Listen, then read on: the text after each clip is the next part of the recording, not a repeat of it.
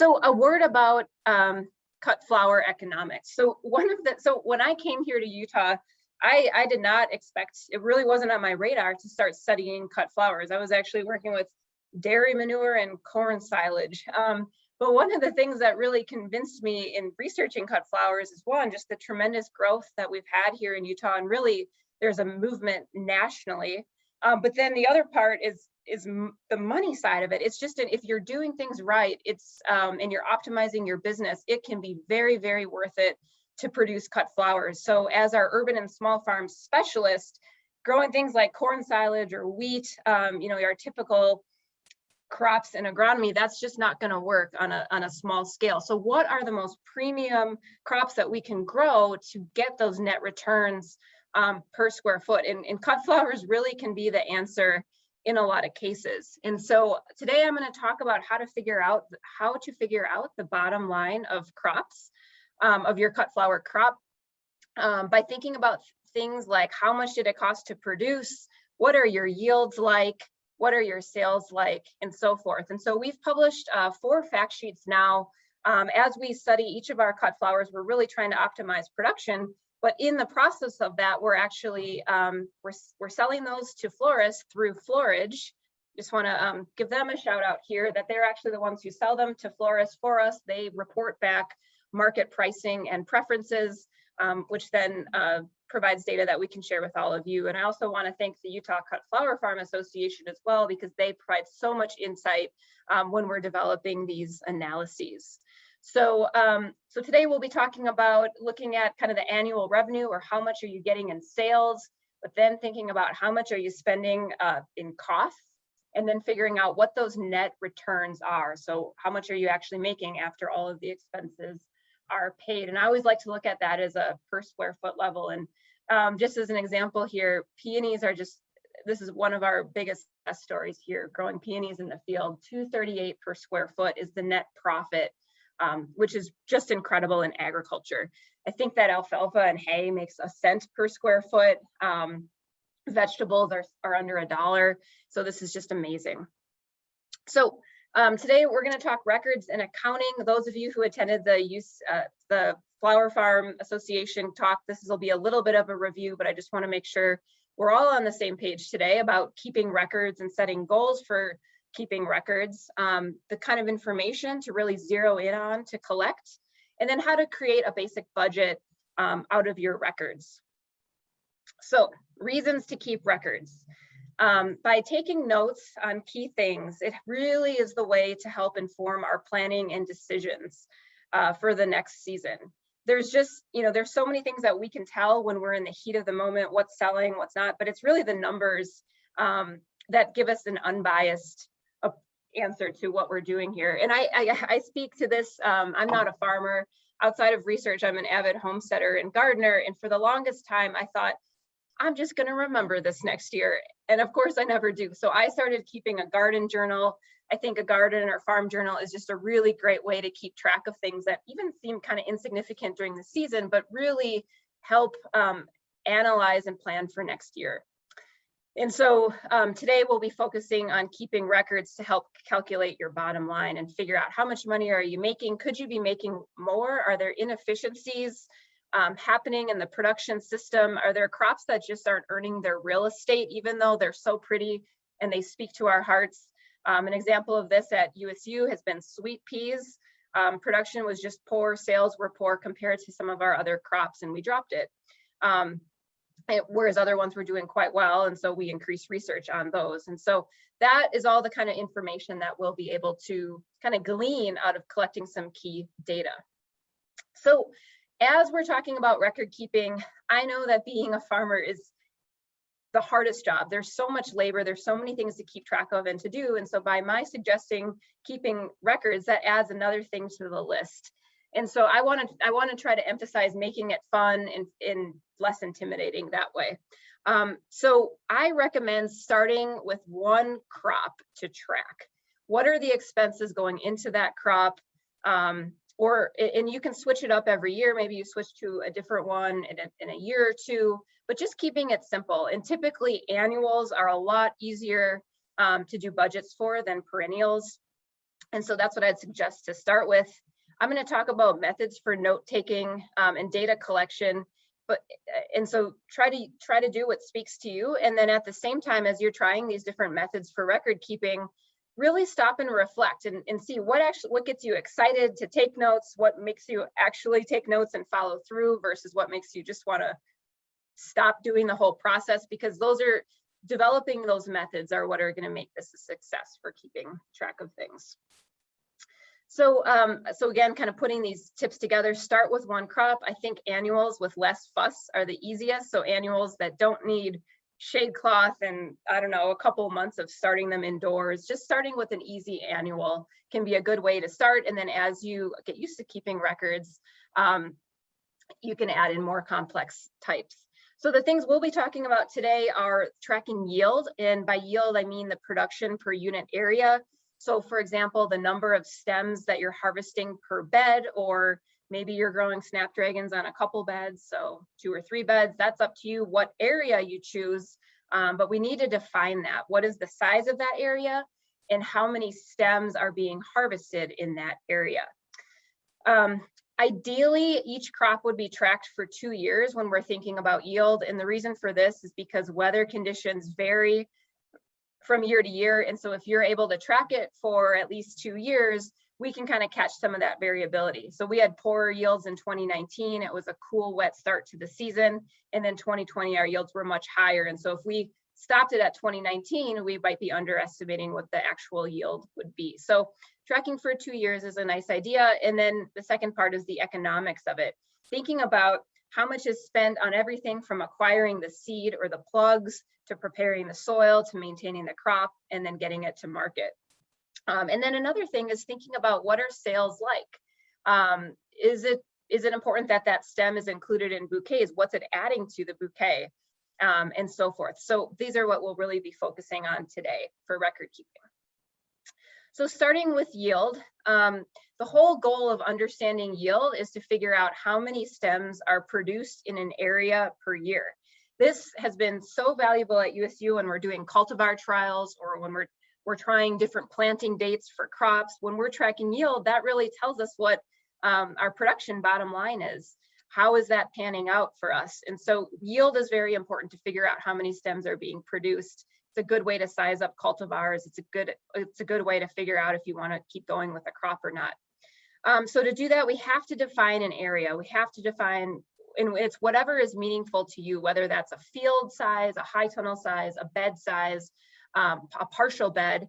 And so the way to do that is to first measure this bed. What is the length of it and the width of it? If you can measure that in feet, then we can multiply those together and get the area. Length times width is area. And what I really like about this step is that it's something that you can do really at any time. You could go out and do that now before the season gets too crazy. You can also number your beds or name your beds, which can be valuable when you're making records in farm journals and looking at what you did each year. It's just a quick way to refer to those beds. And kind of icing on the cake then is to count the number of plants that you have established in that unit area. We call those stand counts in research, and I've got a diagram here at the top. Plant counts are so much easier to do when the plants are younger yet established. So here on the left, I can clearly see where each plant is and count it out. You could also do this by knowing how many plugs that you're putting in the ground, though some might not make it. So it's good to do it a few weeks after planting or transplanting. But doing it later in the season, while also could be valuable, once they grow together, it's just going to take more time to do that count. So anything you can do ahead of time, I think, is well worth it. The second step then, and this is the intense step, is to record the harvest. So here at USU, where we're doing research trials, and I'm fortunate enough to have amazing graduate students and undergraduate interns, we are recording every single harvest, every single stem that we harvest. We grade every single stem.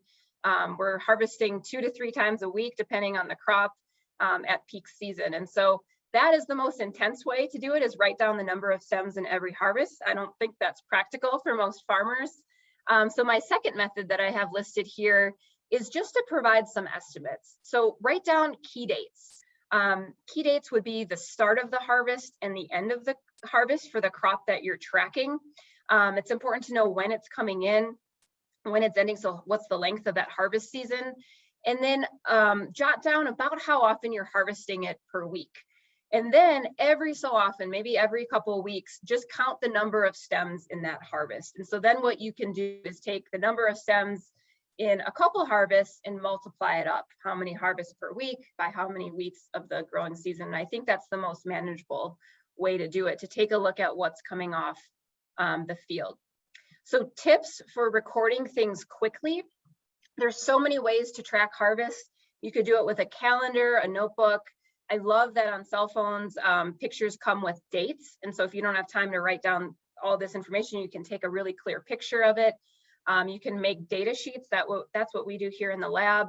Whatever works for you, whatever speaks to you is a method. And so this picture on the left is beautiful. We're so proud of our harvests. It's a great way to make sales and, you know, promote ourselves on social media, but it's not so easy to look back and actually count what that harvest would be.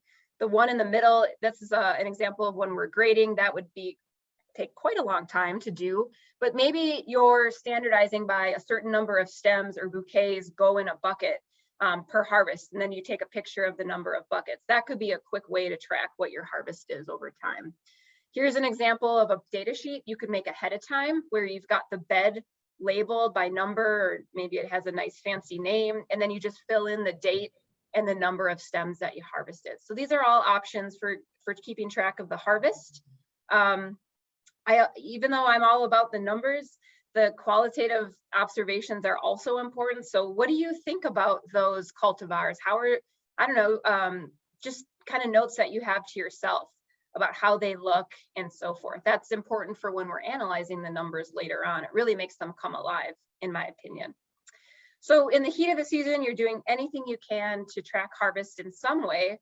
And then when things slow down a little bit, stop and really total it up. So how many total stems did you harvest across the season? And then so if you were to take the number of stems divided by the area of the bed, that will give you the number of stems per square foot. And this is where I think things get really exciting, because you can compare it within your own farm to other crops.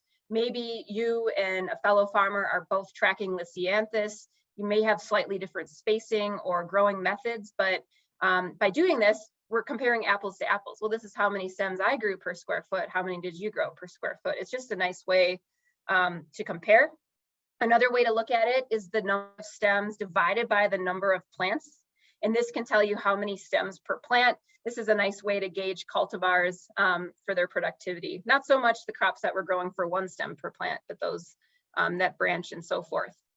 Another thing, and this takes more time, this takes more data collection, but is to look at crop timing. So maybe we have a cultivar that's a little bit less productive, but it's coming in at a really key time. And I'll show some examples of that here later on. And in that way, it could earn its keep. So here are some things that you can do with the data as an example. This is looking at total yield. We've had some trials of stock over the years. I've only got 2 varieties shown here, but we're growing the 2 varieties in high tunnel and field. We're looking at the number of stems harvested per 10 square feet in 2018, 2019, 2020. And so I've got, I should mention that when my lab is collecting data, we're measuring, or we're counting the total number of stems we harvest. And then we also have standards for our grading. So marketable stems are a certain length, there's no damage, whereas culls tend to be shorter, some kind of damage to them. And so this lets us know, well, the plant might be very productive, but is it actually marketable? So in looking at this graph as an example, you can see that in 2018, our yields were quite low for these 2 cultivars. And that was much due to our 9-inch spacing. They were just spaced inefficiently. And so thanks to Megan Lewis, they got spaced a bit tighter. We found the 6-inch spacing to be ideal for stock in 2019. And this just really helps us compare and see what a difference there was. Another thing you can see in here is the 2019 field season was rough. The weather was bad. Our field production was, though high in terms of number of stems, most of them were culls. This dotted bar, whereas the filled in one are the marketable stems, and then it was a lot better here in 2020. So those are some things you can do when you're comparing the data. I'm happy to help you if you have the data in terms of producing charts. Here's kind of the more intense way to look at if you have weekly data. and so forth, we can plot it out and look at the date in the year for the field season by the total or the production each day or each week or each month, however you want to look at it. Here's an example of ranunculus, 4 varieties that we grew. Shannon's going to be talking a lot about this in the next presentation. I just want to point it out that it's really neat. The blue shades represent high tunnel, green shades represent field production, and then our different planting dates. So even though planting in the field in April doesn't produce as many ranunculus, we can see here it's extending our season longer. So there's actually some value in that. So those are some fun things to do with yield. Now I want to bring in the money side of things. We've figured out how much we're producing in a per unit area, whatever unit area is important to us. Now it's all about the money. And so I want to thank these folks so much for it. I'm not going to pretend to be an economist. I'm certainly not. I'm new to all of this. And Dr. Ruby Ward and Kinda Curtis have helped immensely in figuring out these budgets for cut flowers. And Megan Lewis has tracked this information. And then Flourish has given us the market data to conduct these economic balances. So I'm going to share this with you as a very much a beginner. So we have to consider expenditures. How much do you need to buy to produce the crop is the first thing. What are you buying and how frequently, how much are you buying of it? How long does it last? This is important because we're figuring out what our annual expenses are. So for example, if I buy a 15-pound, I don't know, or $15 bag of urea in year 1, maybe it lasts me 3 years. So that means that my annual cost for that fertilizer is only $5. So we want to find out what the annual cost is. And I think this is important because especially when you're starting out, you're buying so much up front. And so that first season shouldn't just be decimated because of that, but we actually want to spread those expenses out over time. So I recommend writing, if you're not sure how fast you're going through things, write down the purchase date on the item to track it and get an idea. Think about where you're sourcing products. There are some websites and vendors who are extremely fancy. They do excellent marketing. They have beautiful websites, but maybe there's a wholesale supplier where you could get the same quality good, and maybe not, but that's something to think about. I really like to put on here, does the science of that amendment check out? As a soil scientist, sometimes I shouldn't say sometimes, I'm often quite taken aback at the things that are, being sold to farmers and what do we actually need to grow this crop. So these are all kind of things to think about in determining the cost of the supplies. Then the big one is labor. How many hours are you working? You should be paying yourself an hourly wage, or thinking about what that hourly wage might be and how those hours are dividing among tasks. And I'll show examples of that here in this talk. And another question just to reflect on is, how much is your time worth? So this presentation, all of the presentations will be available for you later on. So don't feel like you have to write all these down, but I just wanted to put a list of very common expenses that farms typically have in producing cut flowers. So things to think about for writing down. A tip is to save receipts. Maybe things are pretty hectic and you're buying a lot. In that case, either have a folder in your email if you're getting electronic receipts, or maybe have a physical folder where you can stuff those receipts in and then really go through, maybe make notes on them, and then you can really go through them in the winter time. But this is a great way to keep track of how much you're spending on each crop. It's also nice for writing down what the product is. So I've got an example here of a fertilizer. I am not advocating its use. I just have it as an example that by using the receipt or having some notes about what you're buying, you can then later on go back and see what size bag it was and what the cost was later on too. But the big thing I want to point out is figuring out what the cost per year is for the supplies. And so that's thinking about the total cost of that supply and how long it lasts. Landscape fabric's really expensive, but it lasts a long time on the farm. And so dividing that by the number of years or its useful life gets you the cost per year for your budget. Again, I've harped on this a lot, but don't forget about labor. So here's a list of typical things that we do when we're producing cut flowers that take time for labor. If kids are helping, think about that. What is their time worth? Maybe one kid doesn't equal one adult, but they might equal a fraction of adult. Maybe figure that in too. They certainly can help a lot on a farm, and we want them to be included in this. So then the last piece of information is how well is it selling? Assessing the market and tracking the sales or stem use. How much sells or doesn't sell in a given day, week, month, however your sales are specific to your operation. So I recommend saving receipts from florists if you're selling to florists, or if you're selling at farmers markets, have you're keeping track of that in some way. Also thinking about it in a more qualitative way about each flower. How long of a pitch does that require to sell? We ran into that with sweet peas, in them being very difficult to sell to florists, whereas if we bring dahlias or peonies, I mean, peonies, they're all sold, they're all ordered before the season even starts. We have no pitch required for those. So these are things to think about. And then lastly, do a count every so often to see how much is actually going into the compost. How much, so you're producing a certain amount of yield, but how much of that is selling, and maybe keep note of key things that aren't selling, because that would be informative for the next year to perhaps not grow that. So bringing it all together now, we have a lot of spreadsheets. Megan put these together to track enterprise budgets for cut flowers, and I've cleaned them up a little bit. I'd like to make them available in the next month, but I want an economist to take a look before we release them. But I just want to give some screenshots and examples of how you would take these notes and put it into an Excel spreadsheet to calculate your bottom line for a given crop. So here, wherever there is a gray cell, that would be where you would enter information, and then it will automatically calculate certain things. So the first thing is your farm information. For whatever crop you're tracking, put in the size of the bed, so the length and the width of the bed or field. How big is it? For us in this example, this was snapdragons grown in the field. It was a 40 by 14 foot area. So that would go there. It calculates your area. This is our plant count. This is the icing on the cake. You really have to have the length and the width, but here is the icing on the cake. How many plants were in the field? This is actually our total yield then for that area. And I'm able to calculate the percent of stems that were sold. So the next step is to list sales, keeping a record of how many stems were grown and sold and for what price. And there's different ways to do this.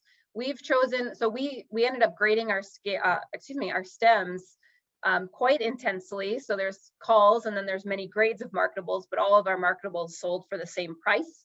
So we decided to do it this way. Perhaps if you're putting stems in farmers market bouquets versus a CSA subscription, that stem would have a different price point on it. So this is just a way to keep track of the different pricing per stem. And you can put the total number of stems that were sold, or your total yield, and then the percent that's sold that way, the cost of it, the price of it that it's being sold. This is the wholesale price, and then that'll calculate the total revenue. This is not the total amount of money one is making, because we haven't accounted for expenses yet. The next would be to enter your supply costs. And so what we've done is we've really broken it into three main categories: the pre-plant and preparation, planting and maintenance phase, and harvest and processing phase. And so this will be different for every farm. This is what the case was for USU. These are the things that we added, or excuse me, the things that we purchased for producing snapdragons. And so we're keeping track of a lot of things. The item is listed. The more info you can record for yourself, the better. The big thing here is writing down the unit price, how many units were purchased, and how long it's going to last. So here's this example: a 5-pound bag of urea is 20 bucks. We bought one bag and it's going to last 5 years. Therefore, the annual cost is $4. And so all of these supplies get added up for our total supply expenses. And then the next is labor. And again, we've broken it out into three main phases of where our labor goes. We write down the number of hours spent on each activity. The wage is going to be something that is specific to you. Our undergraduate interns who are working in the field, their pay ranges from $10 to $12 per hour. So as they stay on for more years, their pay goes up. But me as the employer, I have to pay more to have them on. I have to pay for fringe benefits and insurance and that kind of stuff. Just the fees with labor. So to me, it actually costs $13.53 per hour. This is also a pretty typical farm labor fee. It's a little bit on the low side. But there's good numbers that are published by the USDA on that, if you wanted to change it up or just make it more specific to you. And so then we take the number of hours times the wage to get the total amount spent on that activity. That all adds up to labor expenses. You'll notice that I don't have anything on here about selling, and that's because Florage does all of this for us. They take a 30% fee, and this has been a really good deal for us, as opposed to us trying to drive around and sell. And so it's just 30% of the total revenue. And so that's how that gets added in. It'd be different if you're doing your own sales. Then you'd want to account for mileage and the hours spent and so forth. And then the last thing is ownership costs. So these are your fixed costs from year to year. It can be things like land, depreciation, insurance, taxes, things like that. Depreciation, or just the cost of ownership of buildings or structures. So depreciation of high tunnels, for example, if you're using those. That's why I say that if you start with an annual crop with less fuss, these are easier to calculate starting off.